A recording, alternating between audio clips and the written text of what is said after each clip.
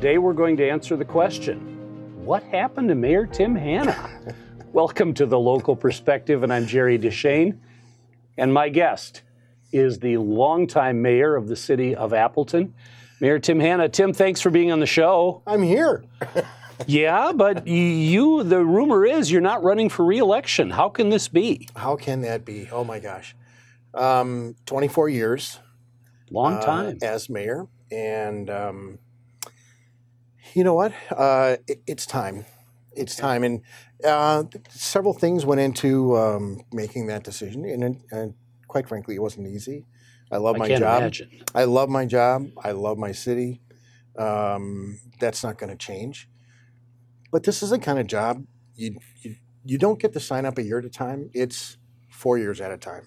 Right. So you've got to be thinking out there. Right. And, you know, part of me was, I'm not sure that I want to or just physically able to do this job another 4 years. Because there's a fair amount of stress that goes with that, you know, day in and day out, week in and week out. That was part of it. But I still have a passion for local government. And, you know, that this opportunity came along that we'll talk about in a few minutes, really started me on the path of thinking, you know what, I need to stay involved, and this might be a good opportunity for me to continue to be involved, but yet step away from the day-to-day job of being the mayor of a pretty significant city. And our audience doesn't know yet where it is that you're going. Yeah. And that's very cool. We'll get there. And I think we're going to spend a lot of time talking about that. Yeah. But before we get there, let's kind of let them hang for a little while. When you ran for mayor 23 years ago, was it your intention to make that a career that long? Did you intend to be mayor for 24 years? No, I did not have a grand plan. In fact, I've told people over the years, first of all, I'm not a very good politician. I've never campaigned in between elections. I've never raised money in between elections.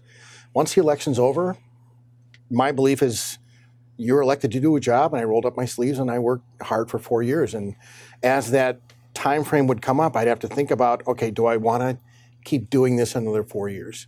So it wasn't a grand scheme of, well, I'm going to stay till I'm this age or that age. Not at all. There were certain things that I wanted to accomplish, certain changes I want to see happen. And so you just, you know, you keep working on those things. And I think part of the things over the years, one of the things we've been criticized for is we didn't take enough time to really celebrate the good things that have happened, because we were always looking to the next. Because you're always moving on. You're always moving next forward, always challenge. looking towards the future. So one of my favorite TV shows was West Wing, and the president is always saying, okay, what's next? Yeah. What's next? What's next? So no, there wasn't a grand scheme, I'm going to stay for so long. In fact, to remind people, the reason I ran is because I wanted things to change. There were some things that I didn't like. I had been on the city council.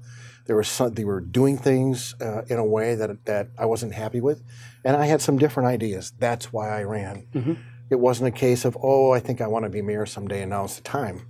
It wasn't that at all.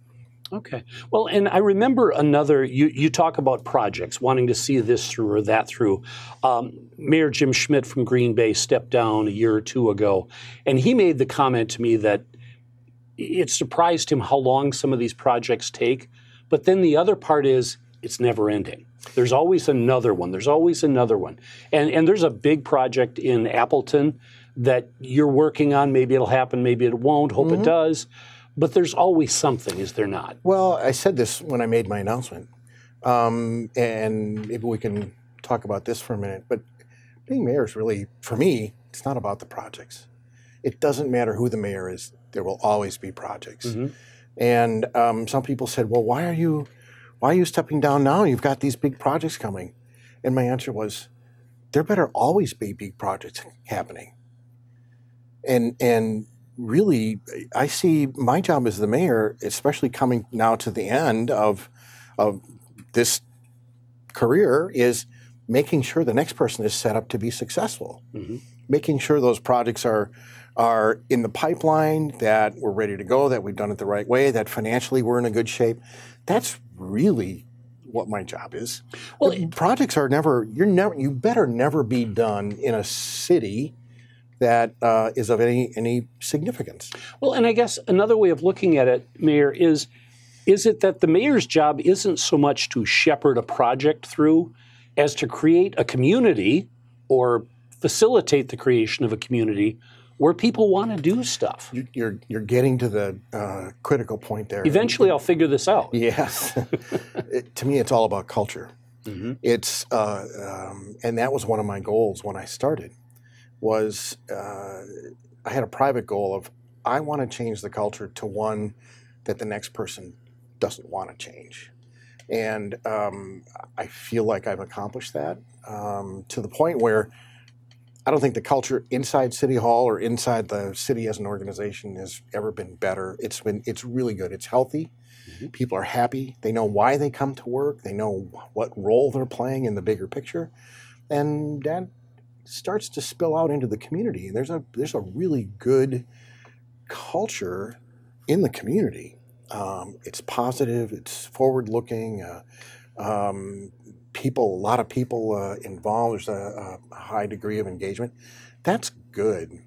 And that is what fosters an environment for people from the outside to look at, gee, that looks like a pretty cool place. I might want to live there. I might want to do a project there. I might want to invest there. So that's really, to me, that's what being a leader or what being the mayor is really all about, is making sure you've got the right culture for those things to be, for people to be successful, both internally and in the community. So for the mayors that are watching this show and they get that, they understand that, but how do you know you've done it? What's the moment, Tim, where you sat there and went, yep, we have the culture here that we want? There's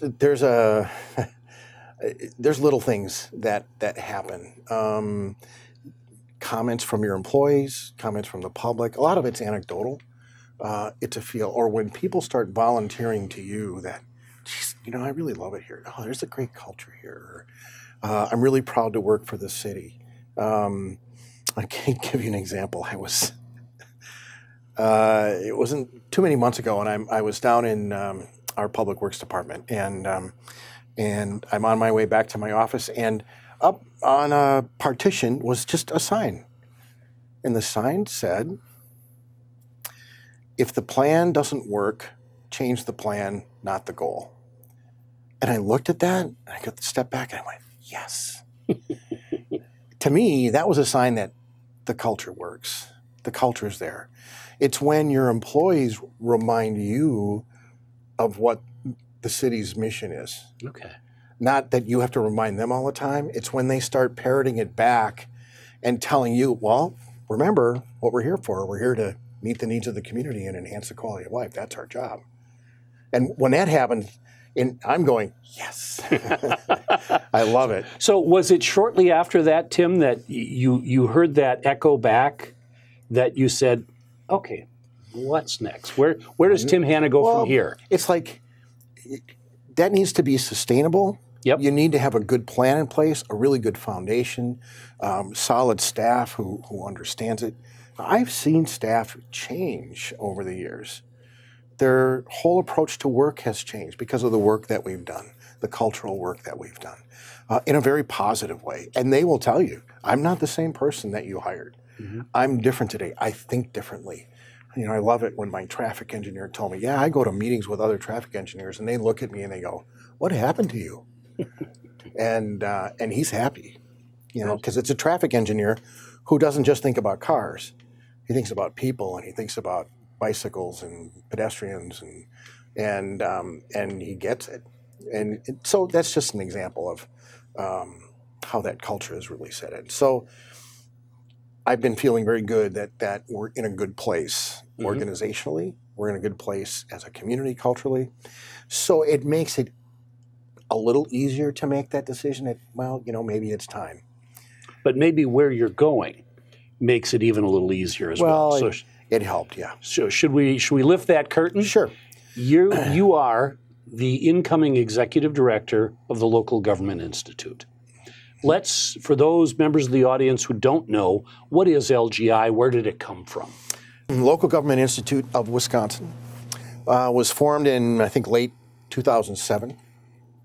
It was an idea that was really born through the Kettle Commission, and people don't know what that was. Take a look at it. It was formerly called the Blue Ribbon Task Force on State-Local Partnerships. Governor Thompson called that. Tommy, yeah. You were a member, correct? I was a member of that, and then the subsequent Sheehy Task Force, same thing, basically. And it was one of the 165 recommendations that came out of Kettle was maybe the local government organizations need to work more collaboratively or closely together. One of the foundations of the Kettle Commission was really making recommendations on how do you get local government working better together, more collaboratively.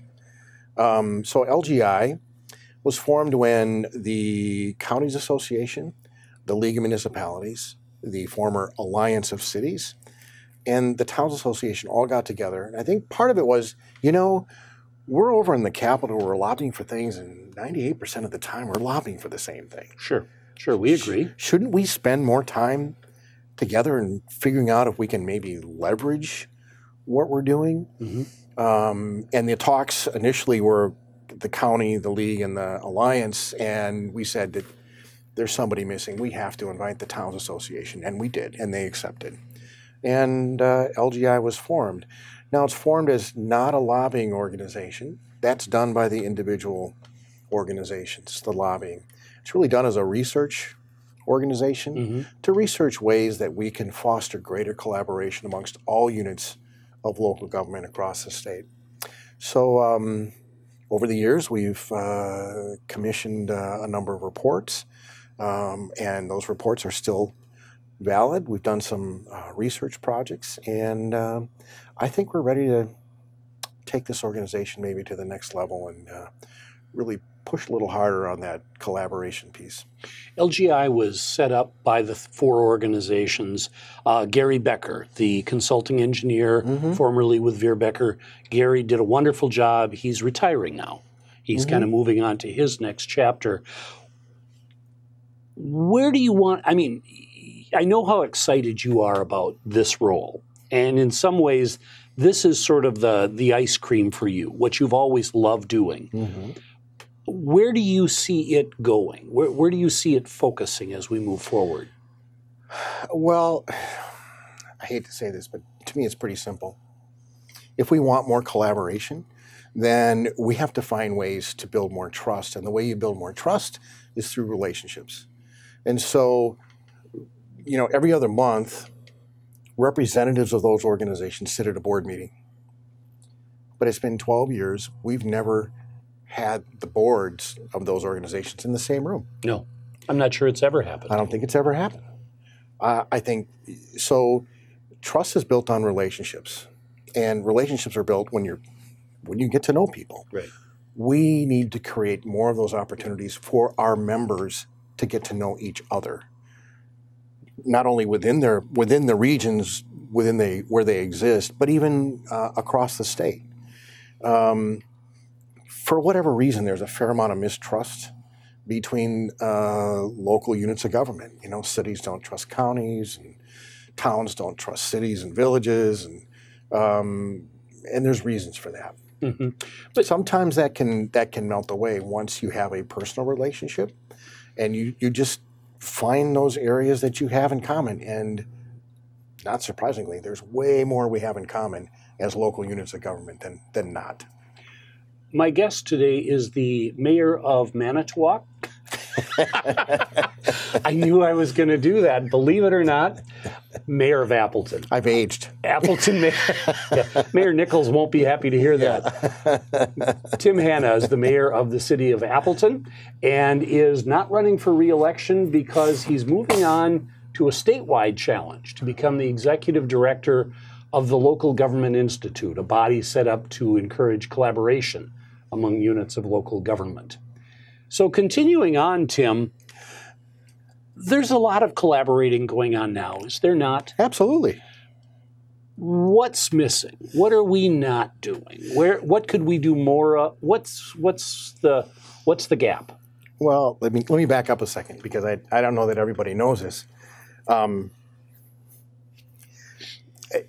Appleton's kind of had to collaborate, and because geographically you're just in the wrong place. Well, or the right place. I don't know. I tell people I'm lucky enough to be the mayor of the largest city in Outagamie County, and the largest city in Calumet County, and a piece of my city in Winnebago County. 3 counties. 3 counties, 5 school districts. 5.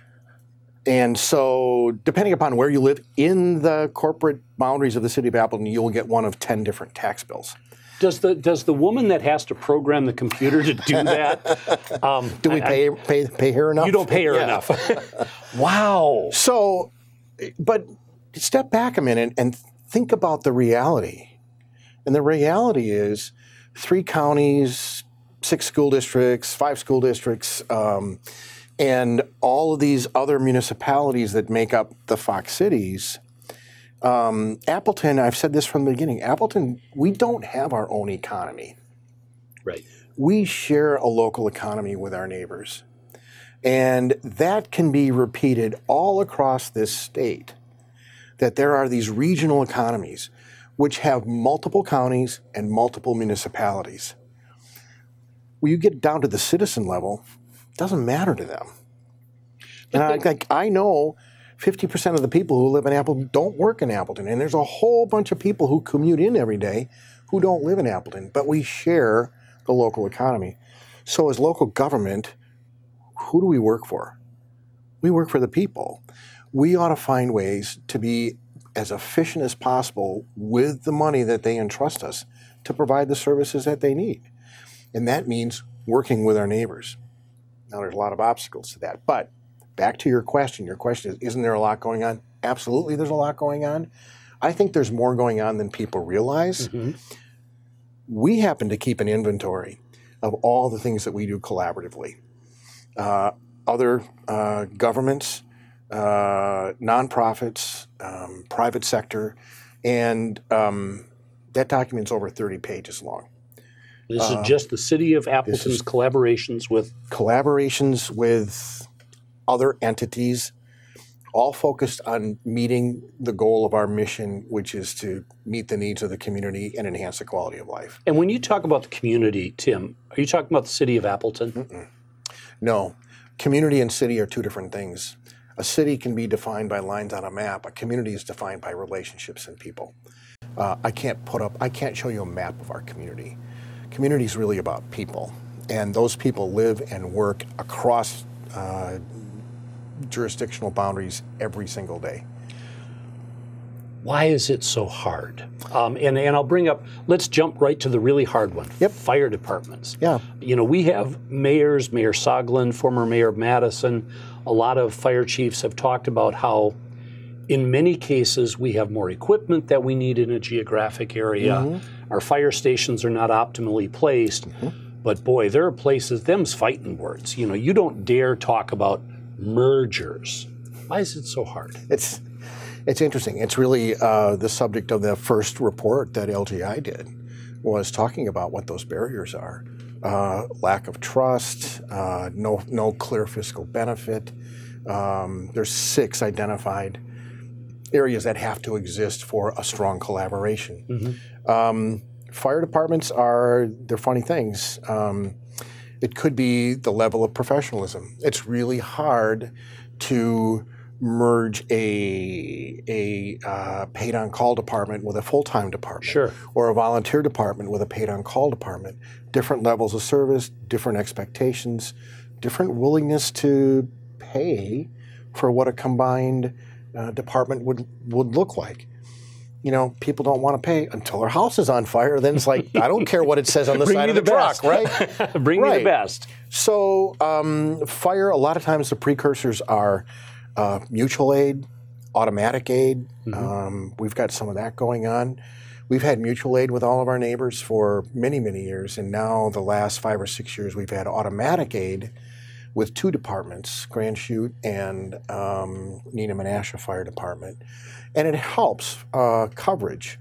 And it's interesting, since we've had automatic aid, which means closest unit responds regardless of department, we've tracked it, and with both departments, it's funny, it's almost 50-50.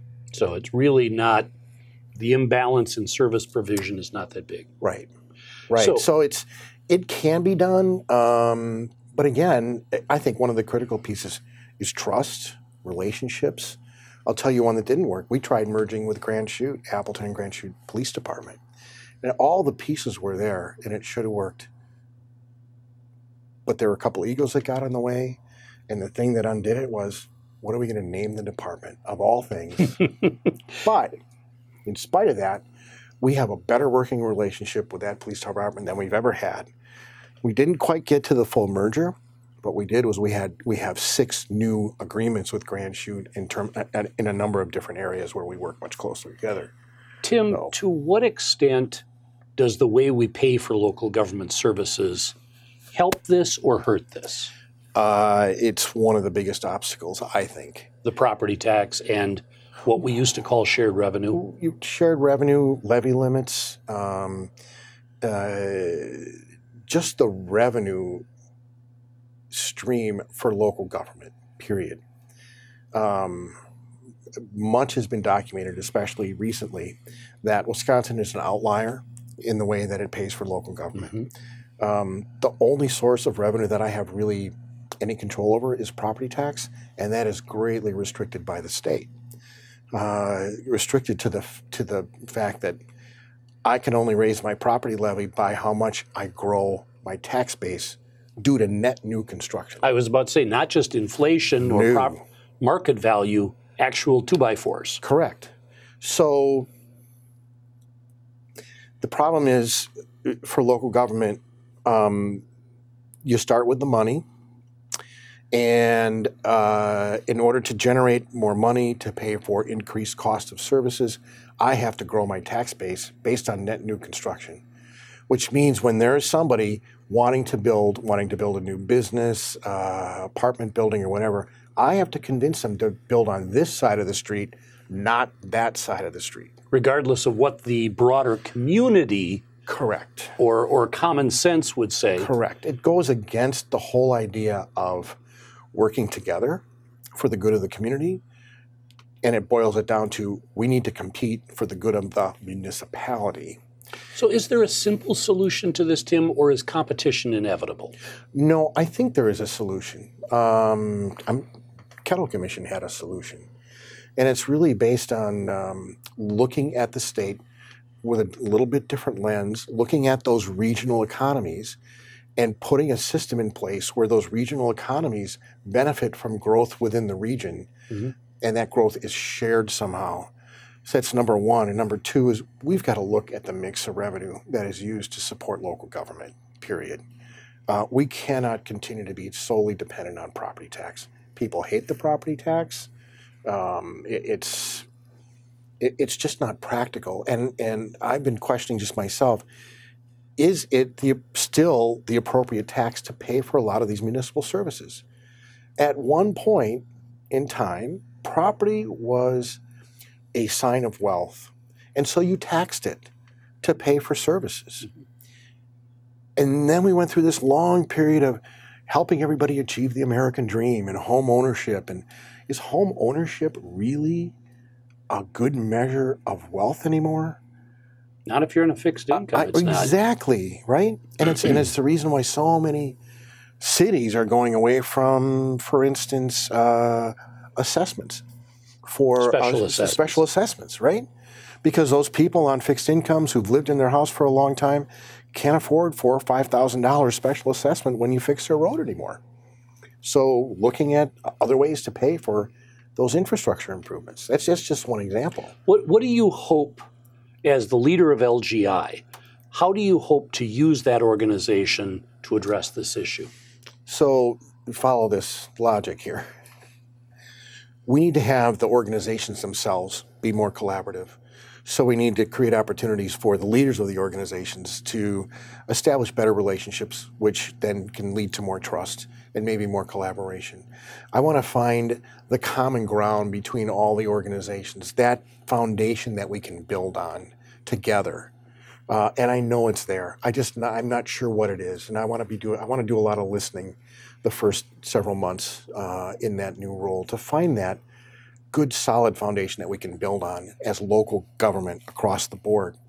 We need to find opportunities for our members to get to know each other and to build trust and build those relationships, which will lead to collaboration.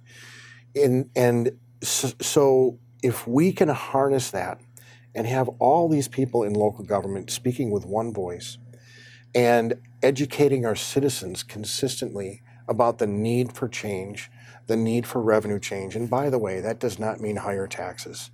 It means changing the way that we pay for the things that we do today.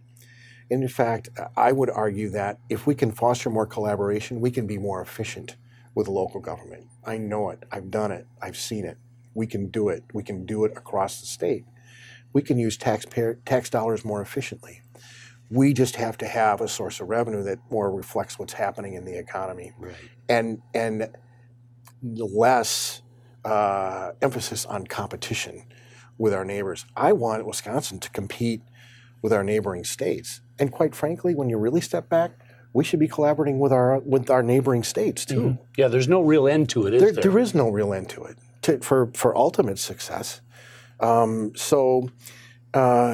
if we can do that, I think, and then leverage our partners in the private sector, we can start to put pressure on the people in Madison to actually do something.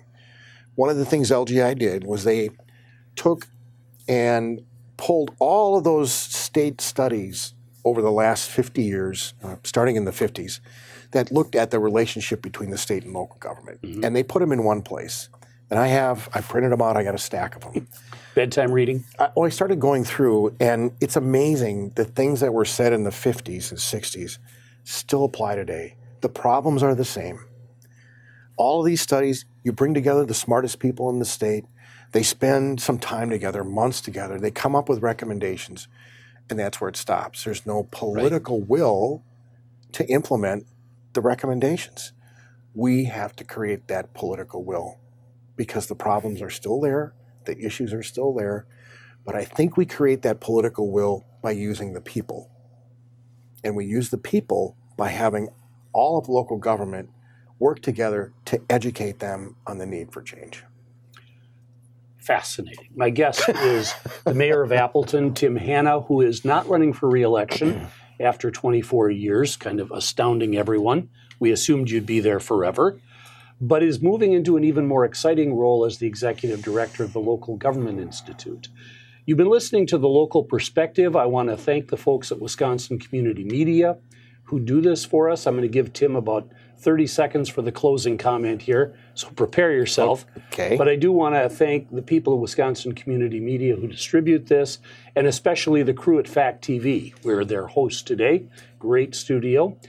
But Tim, you had to do a culture change thing at Appleton. Mm-hmm. And one day you woke up and realized, wow, what's that day going to look like for LGI when you wake up and realize, wow, and you got 15 seconds. Oh, my gosh. When I see those relationships, those positive relationships between local government people at all levels, from counties and towns and villages and cities, all speaking with one voice, knowing the thing that they have in common, and to be able to leverage that for good government in the future for Wisconsin. We're going to talk more. This has been The Local Perspective. Thanks for joining us.